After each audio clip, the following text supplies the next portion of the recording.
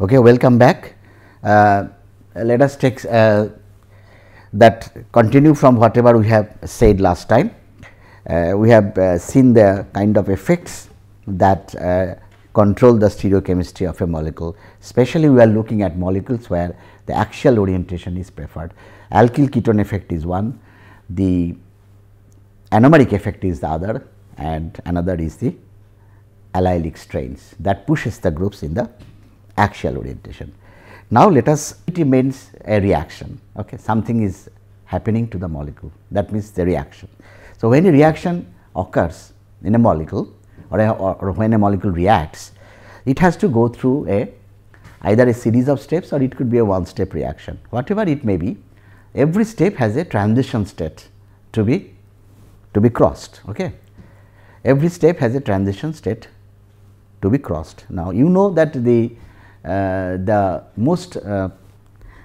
slowest step of all these steps is the rate determining step, and if it happens to be only one step, then that has to be the rate determining step. Okay. Now, the stereoelectronic effect is the one which is such that the molecule when a transition state is created, the molecule, the orbitals, not the molecules, the orbitals that are, see, when a reaction happens to a molecule, not all parts of the molecule are affected, certain parts of the molecule are affected. That means, certain orbitals associated to that part, molecular orbitals associated to that part will be affected. Okay. Now, these orbitals which are affected, they will be in such a orientation, they will take up such a geometry in relation to the other the attacking species such as the nucleophile. So, nucleophile has an orbital filled with electrons and it is attacking a carbon, suppose, which is having a leaving group attached to it. Now, the transition state will be such, the system will adopt a transition state in such a way that the orbitals are aligned in 3D space, so that to give the maximum stability, that means to give the maximum overlap, or in other way around, stereoelectronic effect demands that in the transition state there should be maximum overlap of the orbitals that are interacting during the reaction. Okay. Now, let us show these slides and come back to the board later on. Now, when two orbitals combine with each other, that generates two atomic orbitals combine with each other, that generates two molecular orbitals. One is called the bonding scenario, when the two orbitals are in phase. So, the energy goes down and the system is stabilized. So, that is called the bonding scenario, and the other is when the orbitals are in opposite phase, then it goes up, they are mismatched and the energy goes up. So, there is practically no overlap because they repel each other, there is no overlap, and that is called an anti-bonding scenario. So, whenever two bonding orbitals interact with each other, there will be atomic orbitals interact with each other, there will be two molecular orbitals, one will be bonding and another goes up, that will be called anti-bonding. Okay. So, how does they look? Like if you have a sigma bond, carbon sigma hydrogen bond, CH bond, not hydrogen bond, CH bond. So, the hydrogen s orbital and the carbon sp3 orbital, they interact with each other and it looks like this. However, this is not the correct picture. I think there should be a tiny amount of space available here, which so what I am saying that actually it should be, sometimes we overlook this, but there is a tiny amount on this side also. This is the sigma, CH sigma. Okay. Now, similarly, you have CH, you have the C double bond. So, when two p orbitals are combining laterally, so what will happen? There are two scenarios that can happen. One is that they are in phase, just like this situation. So, they will combine with each other. So, there will be an electron cloud at the top and at the bottom. Okay. This is the bonding pi orbital. So, what is the anti-bonding pi orbital? The anti-bonding pi orbital, when they are in opposite phase, you see this phase is not matching with the top phase of this. So, they will repel each other and it will look like this, as if they are bending away from each other. So, this is the pi star orbital. And what is the sigma star orbital? When when these orbitals, so sigma star orbital is when the carbon has this orbital which is in say the plus phase and the hydrogen is in the minus. So, they are not in the same phase, then actually the combination will lead. So, this will go back to here. So, that means a bigger lobe on the back side and a very small lobe on this side. So, this is, and the hydrogen will also be deformed a little bit. So, this is the sigma star CH. Okay. So, that has got a bigger lobe on the back side of the hydrogen. So, that is what is shown here. Okay. So, if you, this is actually carbon chlorine. So, you have the sigma star, a bigger lobe on the back side. Okay. That is usually the antibonding orbitals are empty, because when two atomic orbitals combine, each usually have one electron, and then so both the electrons go to the bonding level and the antibonding level becomes free. Okay. So, that is the starting point, and out of these there is a concept which is called lowest unoccupied molecular orbital. That means, out of these there will be a set of antibonding orbitals and then there will be a set of bonding orbitals. If you see that the bonding orbitals are all occupied, suppose this is the original level of the atomic orbitals and these are unoccupied. So, this orbital is what is called the highest occupied molecular orbital, and this orbital is what is called the lowest unoccupied molecular orbital. And whenever reaction takes place with another substrate, so it is the HOMO of one, the highest occupied molecular orbital reacts with the LUMO of the other, because there cannot be reaction between HOMO and see there cannot be reaction between HOMO and HOMO, because that will not give any stabilization. So, it can only react with an empty molecular orbital. So, the interaction takes place between HOMO and LUMO. So, whenever another, I repeat, whenever another substrate comes, it has got a set of HOMO and LUMO. So, if it supplies the LUMO, then that has to interact with the HOMO of this, or if it supplies the HOMO, then it has to interact with the LUMO of the other system. Okay. So, it is a HOMO-LUMO concept, that reaction takes place via the interaction of HOMO and LUMO. Okay. So, now like here it is written HOMO of nucleophile interacts with LUMO of electrophile.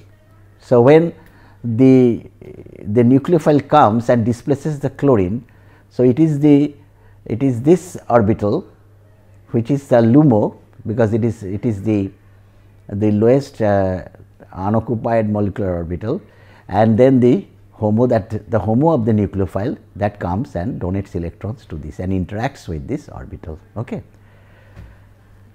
Best nucleophiles should have a high energy, this is HOMO, a non-bonding high energy. So, the lower the gap between the HOMO and the LUMO, the reaction, the better is the situation. The lower the gap between the HOMO and the LUMO, the better is the situation, then the reaction will be more facile. Okay. I think so. Let us see again this in case of say SN2 reactions. Okay. In case of SN2 reactions, what happens? This is the nucleophile. Suppose this has this type of orbital, and it has got 2 electrons, and this is the CX bond. Okay. This is the CX bond. Now, what I am saying, that because it is now coming with the HOMO, so now it has to interact with the LUMO of this CX bond, the LUMO associated with the combination of carbon and X. Now, here it is what is drawn is the anti-bonding orbital, which is the empty orbital. First of all, as I said, that if this has also electron and this has got electron, then that combination will not lead to any stability. So, stability will come only when this is empty and this is filled, or the other way around. Okay. Now, in nucleophilic substitution, this is filled. So, the carbon has to supply an empty orbital in the form of the sigma star orbital of CX.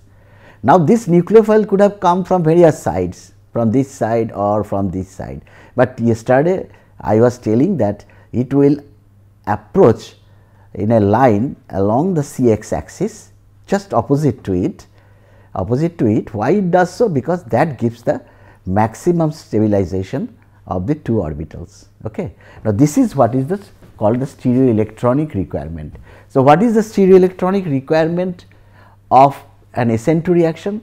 That the nucleophile should approach opposite to the CX bond and along the CX bond. Okay. Opposite to the CX bond, that is true, and it should be along that CX bond axis. The approach should be along the CX bond axis.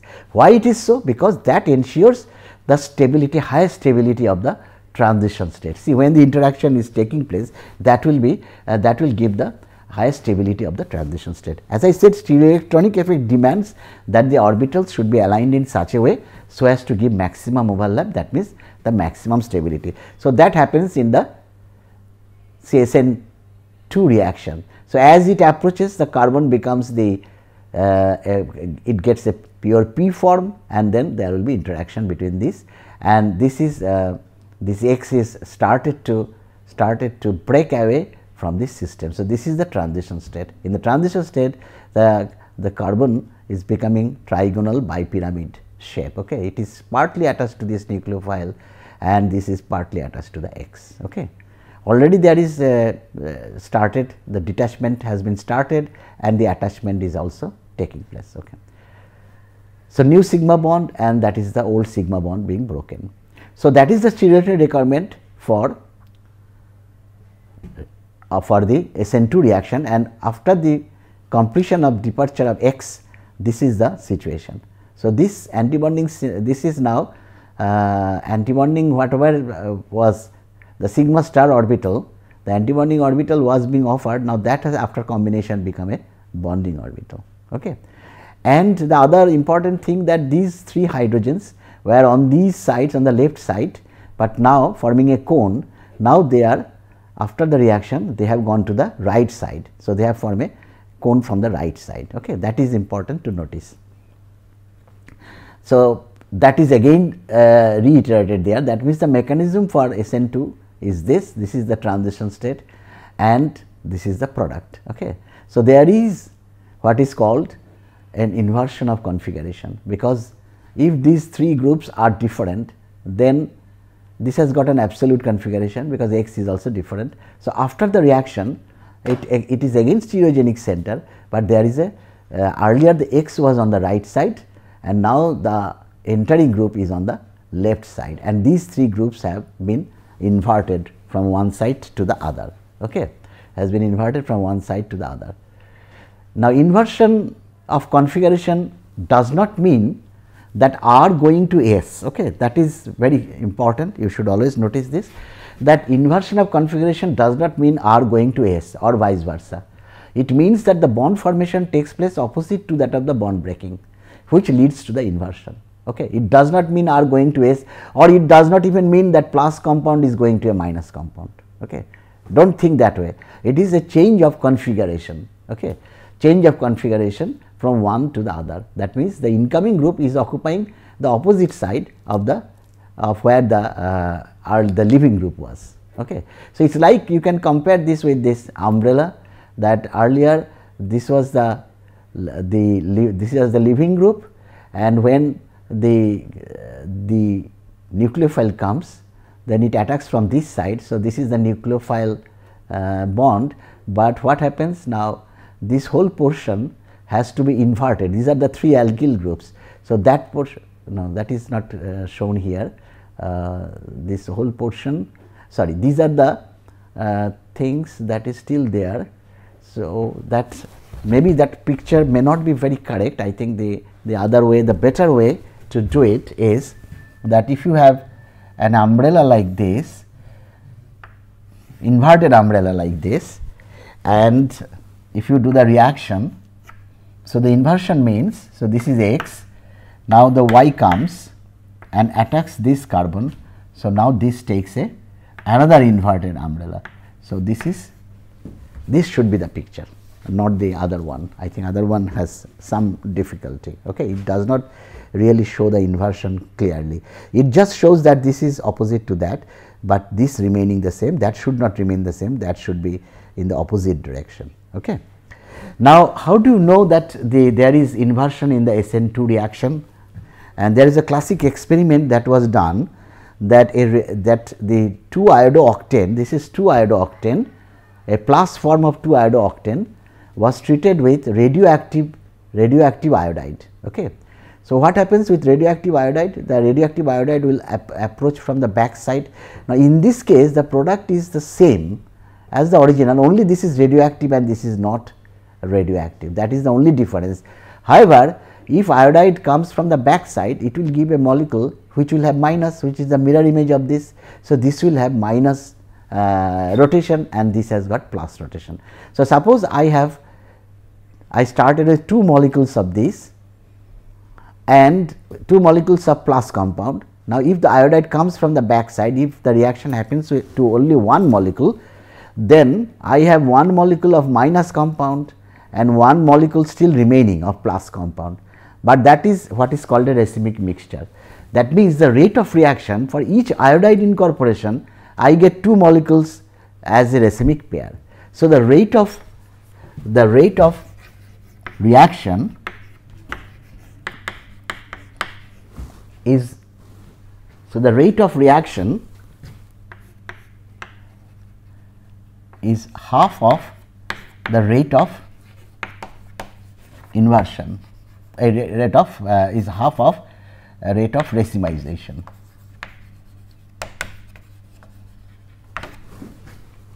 Rate of reaction is half of rate of racemization, because the racemization is happening at a double speed. Okay.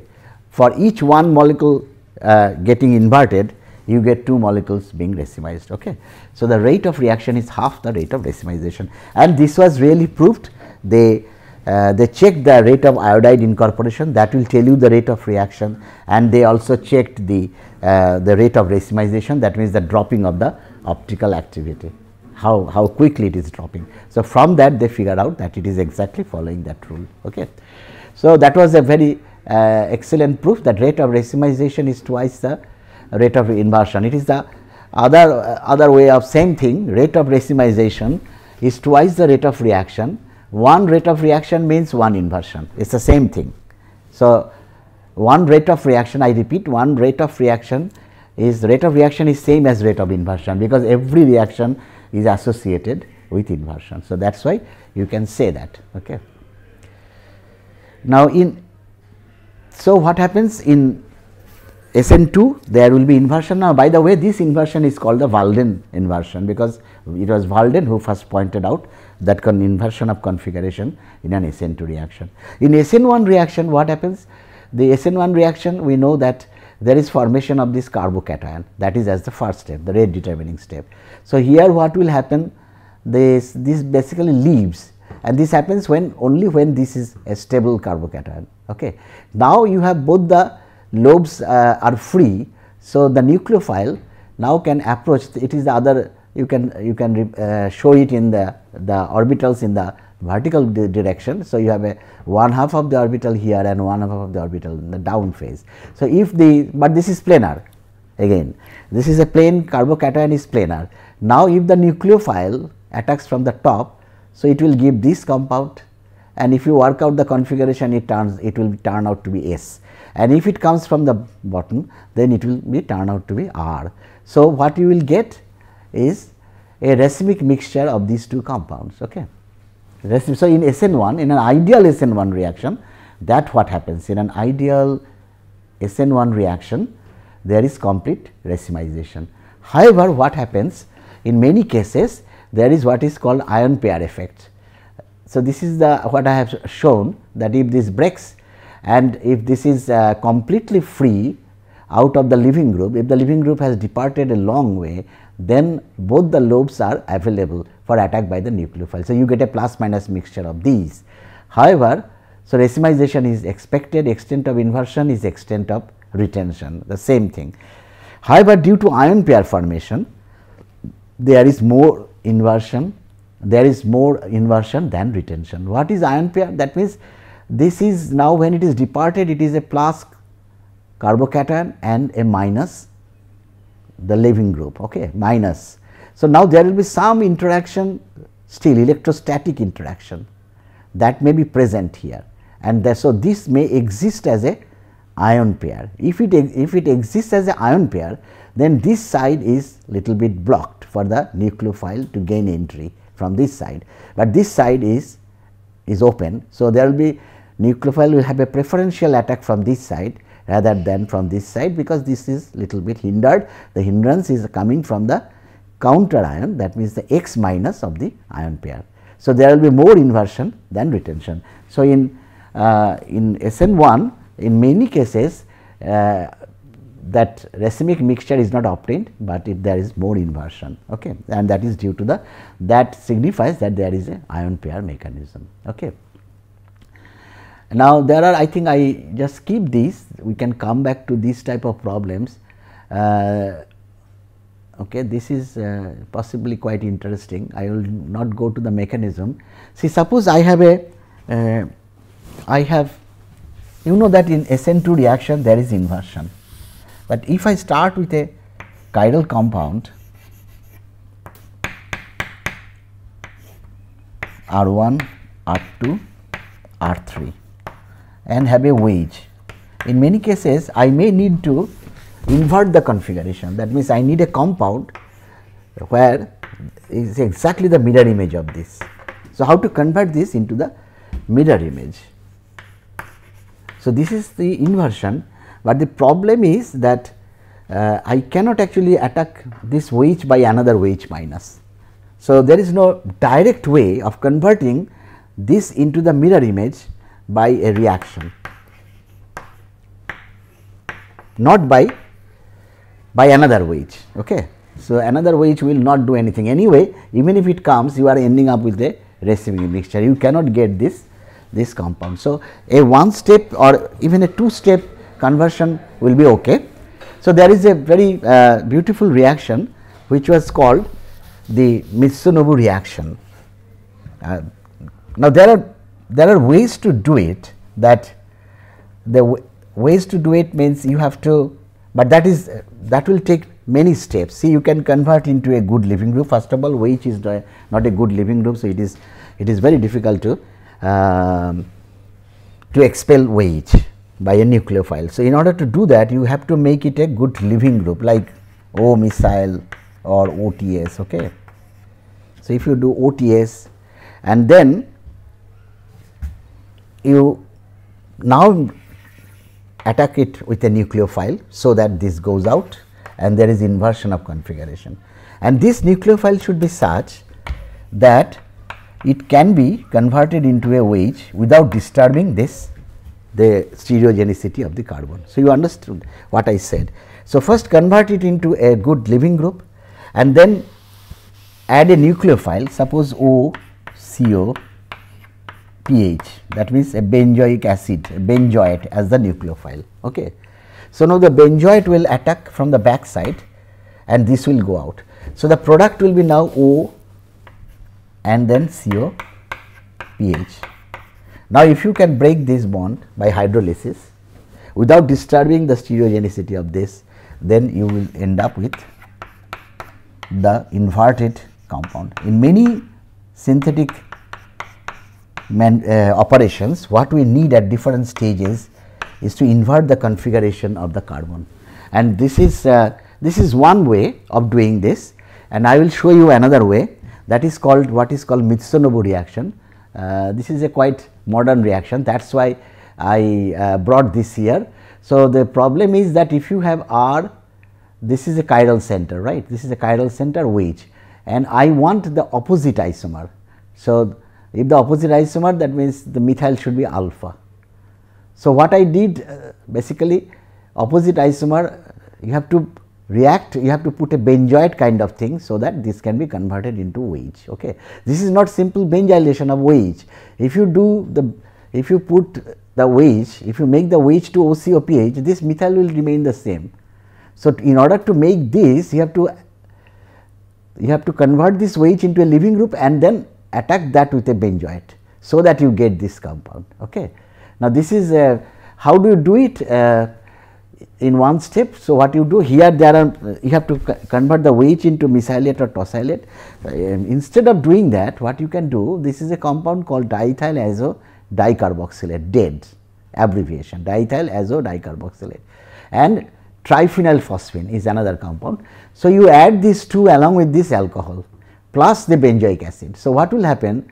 The triphenyl phosphine will attack this nitrogen, the double bond breaks. So, it becomes N minus, and that picks up the hydrogen from the alcohol, your starting alcohol. Okay. So, the starting alcohol now becomes alkoxide. So, this is there should be a methyl here if you start from this compound. Then it attacks the phosphorus, phosphorus is now positive and oxygen has high affinity for phosphorus. So, this breaks. So, another anion is formed. So, ultimately you are having this RCH2O. If it is the methyl is there, then there should be a methyl here and then this phosphate. Now, what will happen? The benzoic acid will come from the back side, because this has become a very good leaving group. See, your ultimate objective is to make the OH a very good leaving group. Either in this case it was by methylation earlier, now it is by you are making a phosphoester, a phosphate bond, okay, a phosphate bond, and with a phosphorus positive. So, this is now become a very good leaving group. So, now the nucleophile comes and attacks from the back side and this breaks. So, that is shown in the next. So, now this opens up the nucleophile, that is the benzoic acid, goes to the this N minus abstracts the hydrogen from benzoic acid, that goes to the Nu minus, and then Nu minus attacks this from the back side. So, if it is a chiral center, that will undergo inversion. So, you get RCH, R carbon and Nu. Okay. If again I repeat, if it is a, if you start with a methyl here like this compound, then it will be the inverted compound with a benzoate here, if the nucleophile happens to be benzoic acid. So, this is a nice way, then you hydrolyze the benzoic acid and get to the OH. So, this is the Mitsunobu one step process of inversion. Here it is says one step process for ester formation. Yes, it is, it forms the ester OCOPH. So, one step process for ester formation, and there are so many reagents acting together here, okay, DADE, then triphenyl phosphine and the nucleophile as well as the starting material. So, 4 compounds are reacting together, it is a high yielding reaction and you get the product. Another, now SN2 reactions lead to inversion. SN1 reactions, ideally it should lead to racemic mixture, but because of ion pair formation, in many cases we see more of inversion than of retention, and there is some cases where there is complete retention of configuration that is possible. That is in case of where neighboring group participation occurs. Like you know that if a nucleophile is already present in a molecule like this, the sulfur, and you are trying to kick out this chlorine with an external nucleophile, then before the external nucleophile comes, the sulfur attacks this carbon from the back side, and so you get this sulfonium ion, but this is not a stable compound. So, now the nucleophile, the actual nucleophile, if it is water, comes, attacks the carbon, attacks one of these carbons, these two are identical, and then breaks the these two are identical, say these and this. So, it can attack here or this can attack there, these two bonds are identical. So, if it attacks here, then this breaks and the product is ultimately OH. So, it is not a direct displacement of chlorine by chloride by OH, but rather it is a assisted replacement. So, this is called neighboring group participation or anchimeric assistance. Now, when this anchimeric assistance takes place, you have to be, then there is a question of retention of configuration that can take place. So, this example will tell that if you take alpha bromo propionic acid, propionate form, okay, means alpha bromo propionic acid, you add dilute OH, a dilute sodium hydroxide. If you add dilute sodium hydroxide, what happens? This will be O minus now, and dilute sodium hydroxide means there is a lot of water and less of OH minus. So, what happens before the water as the nucleophile or OH minus, but which is present in much less concentration acting as a nucleophile. Before that nucleophile comes, you have a nucleophile, inbuilt nucleophile here, O minus, and that now attacks, that can attack the carbon So, make an SN2 displacement on the bromine and forming what is called a lactone. Okay, first what is that is in the next slide. So, what I am saying that this can attack the carbon and bromine expels. So, there is an inversion at this configuration. So, that is inversion 1, then which minus whatever is there, much less concentration. So, that is why it took so much time, it was waiting for this lactone to be formed. So, once the lactone is formed, this is called alpha lactone. So, it comes and attacks this carbon and this carbon oxygen bond again opens up. So, this is another inversion. The result is that you have displaced the bromine with a wedge. So, result is the alpha hydroxy carboxylic acid. But in this case, if the mechanism is via this it is a two-step process via this neighboring group participation, then the overall product will have the same configuration S configuration. Actually, there is no inversion of configuration. However, as I said, inversion of configuration does not mean R go to S or S goes to R, but here because that depends whether S will remain as S, that depends of the priority of the departing group, whether and the priority of the incoming group, whether they are same or not in the final product. So, here bromine is number 1 in this which is attached to this carbon, which is also number 1. So, that is why this is S and that still remains S. Okay. But do not be confused, there may be cases if suppose this is replaced by a carbon, then that inversion of configuration takes place, but the that rotate this R, then S will become R because the priority matching will not be there. So, there has to be priority matching if S wants to remain S or R wants to go to the R. So, this happens with dilute NaOH, remember. If it is concentrated NaOH, then before this anion can attack to this carbon, because of the high concentration of OH minus, is directly attacks to this carbon and replace the bromine. So, that becomes the inversion. Okay. So, that is the inversion case. Okay. So, it can be inversion depending on the concentration. For low concentration, there is this ankymeric assistance followed by alpha lactone and then breakage of the alpha lactone. In that case, the S remains S. Again I repeat, S remained S because of the same priority OH has as the bromide had in the original compound. Okay. But the best thing is that there is retention of configuration in ankymeric assistance reactions, assisted reactions, and there is retention, inversion of configuration if it is a direct displacement. Direct displacement only happens with concentrated alkali. Okay. This is the same example, but you have to see this is says that two products. Okay. This is we can take it up very quickly before we finish this part.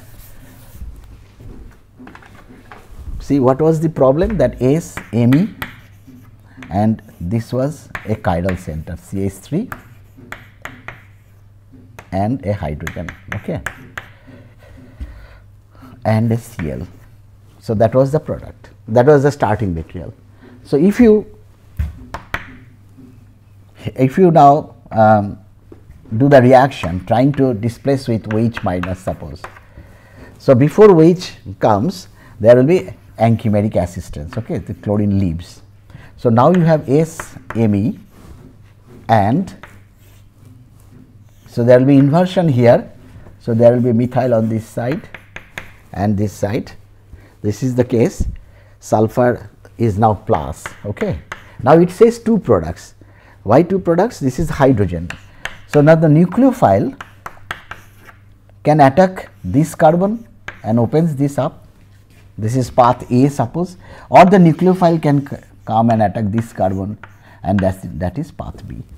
So, if it is path B, then the product, in the product there is retention of configuration. This is important. So, suppose path B product is what? SMe and then there is a CH2, then this, and then you are again back to the this is the hydrogen and this is the OH and this is the hydrogen. So, this is the product in path B. So, this configuration is inverted. Sorry, it is a retention of configuration because it has undergone two inversions. One is here when this attacked. So, one inversion here and then another inversion here. So, overall this is retention. However, if the witch attacks at this carbon, which is most likely to be, because this is CH2 versus a tertiary carbon. So, if that attacks, so path E, that will give SME and then CH2 OH, CH2 SME, and then you have this CH3 hydrogen, then CH2 OH. Okay. This is the product. Again I repeat, if path A, so this is attacking here, this is broken, and if this breaks, then you have CH2OH, then this stereogenic center, then this sp. So, what happens here now? Interestingly, the inversion, there is no question of inversion or retention at this carbon, because this is not chiral center. So, whatever inversion has taken place, that remained. So, now you have only the inverted product. Okay. Now you have only the inverted product. So, depending on where it is attacking, do not think that in all ankymeric assisted product there will be retention of configuration. It depends on where the nucleophile is attacking. If the nucleophile is attacking the same carbon where the ankymeric assistance has taken place, then there will be retention of configuration. But if the nucleophile is attacking at a different carbon, like here in path A, then the inversion of configuration retained, that happened in the ankymeric assistance. Okay. I think that is clear. So, we end here about this SN1, SN2 and this neighboring group participation and the associated stereochemistry. Thank you.